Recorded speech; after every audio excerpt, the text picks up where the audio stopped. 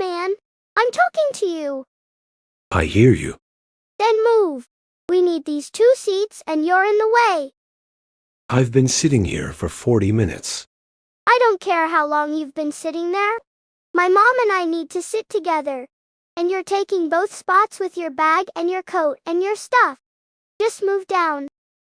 There are open seats along the far wall. Those are too far from the outlet. This is the charging section. We need to charge. Declan, I'll handle this. Sir, I'm sorry to bother you, but we've been traveling since 5 in the morning and my son really needs to be near the charging station for his device. Would you mind moving just a little? I'm using the outlet as well. But the seat to my right is open. We need 2 seats next to each other. Not 1 seat next to some old guy. Move down to... Declan. Mom, stop apologizing for me. He's not even doing anything. He's just sitting there with a book. He can sit anywhere. So can you. Excuse me, did you just talk back to me? I answered you. That's different. Mom, are you hearing this? He's being rude. Sir, I don't want any trouble. Could you just move 1 seat? Just 1, so my son can sit next to me? I'll move my coat. Your son can sit to my right. That's what I can offer. That's not what I asked for. I asked you to move down. 2 seats, is that really so hard to understand? Is everything okay here? I heard some raised voices. No, it's not okay. This man is refusing to move so my mom and I can sit together. Can you make him move? You work here, right? Sir, ma'am, I understand the frustration. Unfortunately, seating in the gate area is first come, first served. I can't ask another passenger to relocate. Are you serious right now?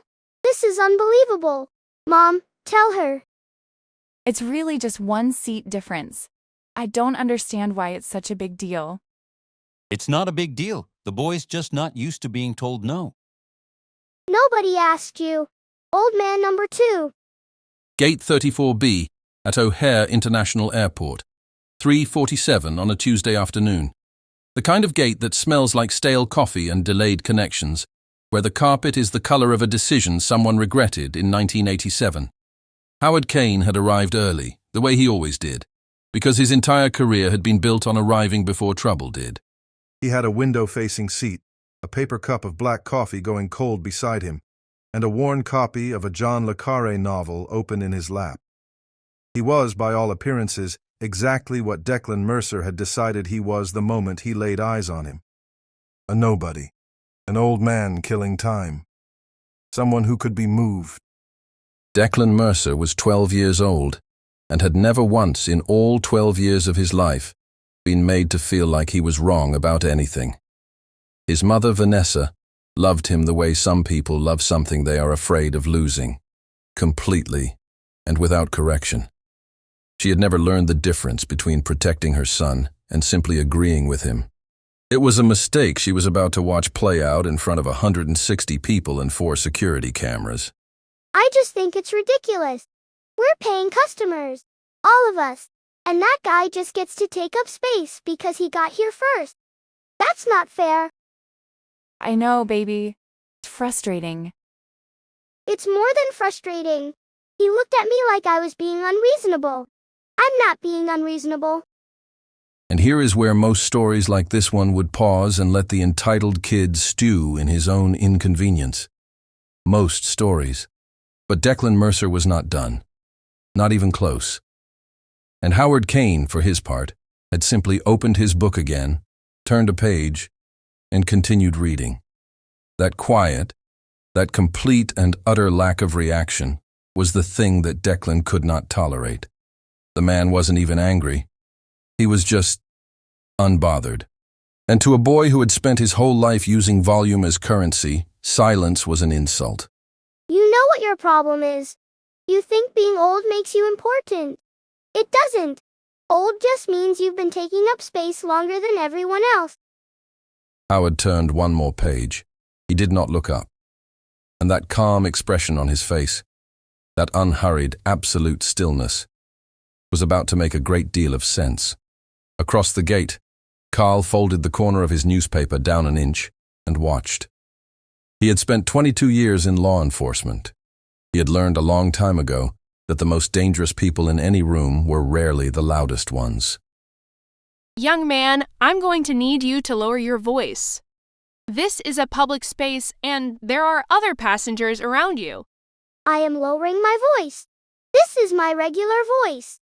Maybe you should tell him to lower whatever weird silent thing he's doing, because it's creepy. Sir, are you all right? Is there anything I can help you with? I'm fine. Thank you. Enjoy your afternoon. He meant it. That was the thing nobody in that gate could quite reconcile. The man meant every word of it.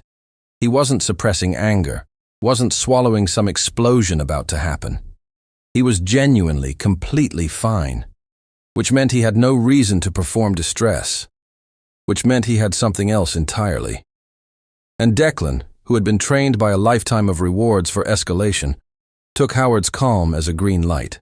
He stood up, placed himself directly between Howard and the window, and crossed his arms. You know what?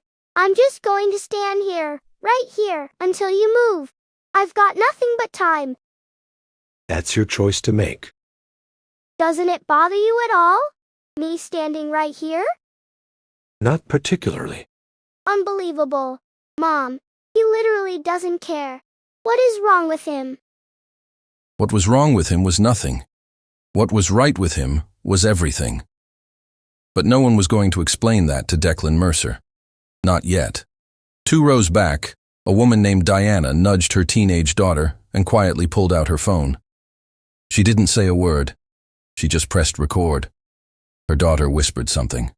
Diana shook her head once, slow, the way you do when you already know how a story ends, and you want a front row seat for the moment it does. The boarding announcement for Group 1 came over the intercom. Howard closed his book, capped his coffee cup, and reached for his carry-on bag, which was resting on the empty seat beside him.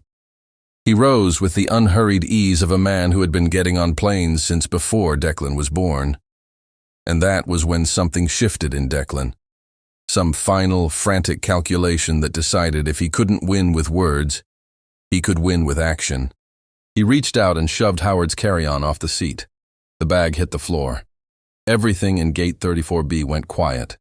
You should pick that up. Or what? 3 words. Delivered flat. No tremor, no heat. Just 3 words hanging in the air of a gate that had suddenly forgotten how to breathe. Howard looked at the bag, then at Declan. He did not raise his voice. He did not touch the boy. He simply waited. And Declan, who had never in his life been made to wait for anything, made the worst decision of his 12 years on Earth. You know what? Old people like you shouldn't even be allowed to fly. You slow everything down, you take up space. You sit there acting like you're better than everyone when you're not even worth looking at. Nobody here wants you around. The silence that followed was not awkward. It was the kind of silence that happens when something has been said that cannot be taken back, and everyone in the room knows it. Vanessa put her hand over her mouth. Priya stopped walking. Diana's daughter made a sound that wasn't quite a word, and Carl, who had been sitting still for the past 20 minutes, slowly set down his newspaper. He stood. He looked at Howard. Then he looked at the gate agent. You should probably call someone. He said it quietly, the way retired cops say the things they are certain about.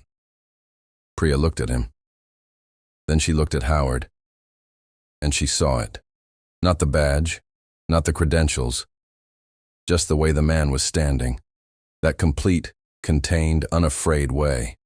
She picked up her radio.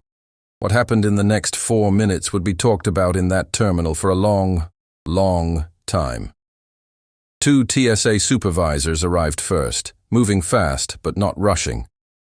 Behind them came a man in a plain gray blazer who had not been at this gate 60 seconds ago, which meant he had been somewhere nearby and had been reached by someone who knew exactly where to find him. Howard met them at the gate entrance. He did not raise his voice. He did not gesture toward Declan. He simply opened a flat leather wallet and held it at chest height for 3 seconds. Priya read the badge. Her face changed in a way she could not hide. Oh, That was all she said. Just that one small sound. But it carried everything. The man in the gray blazer turned to Vanessa. He introduced himself as a federal agent. He explained in the measured and courteous tone of someone who has delivered this kind of information before, that her son had physically interfered with a federal air marshal in the performance of his duties, that the incident had been logged, that it had been witnessed by multiple passengers and captured on gate surveillance, that the woman 2 rows back had been recording on her personal device and had already been asked to provide a statement. He's 12. He's a child. He didn't know. Ma'am, intent doesn't change what occurred. A federal officer had his equipment disturbed and was subjected to verbal harassment. That is a matter of federal record regardless of the subject's age. I want to speak to someone. I want to speak to a supervisor, or a lawyer, or someone who can explain what this actually means. That is absolutely your right, and those conversations will happen. But they won't happen at this gate, and they won't happen today. Declan had stopped talking. That was the thing no one expected. The boy who had not stopped talking for 45 minutes had gone completely, utterly silent. He was looking at Howard with an expression that was not quite understanding, not quite fear, but something in between the two. Something that looked, for the first time, like the beginning of a reckoning.